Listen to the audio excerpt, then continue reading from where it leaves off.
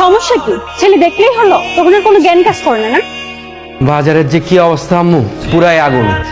চোরের বাচ্চা চোর, তোমাকে বলি আমাদের শাহেদ কি সত্যিই বাজারের টাকা এদিক ওদিক করে নাকি? সব সময়।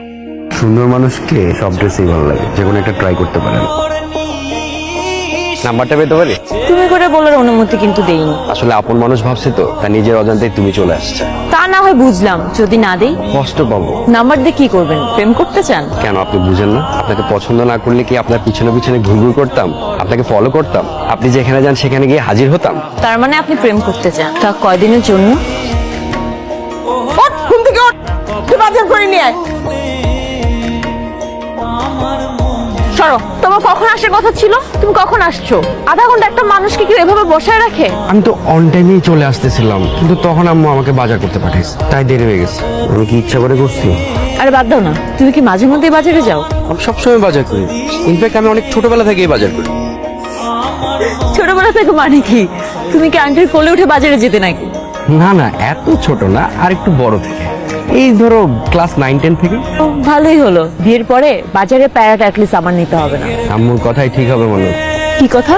তো সারা জীবন বাজার করে খেতে হবে। যাকে ভালোবাসি তার জন্য এক জীবনের যত কাজ সব একসাথে করে ফেললেও আমার খারাপ লাগবে না। ওই যে বিল্ডিংটা দেখতেছো না, ওইখানে আমার কলিজা থাকে। ছোট থেকে লালন পালন করে এত বড় করছি, আর সেই ফুলে তুমি হাত দিও না ভাইয়া।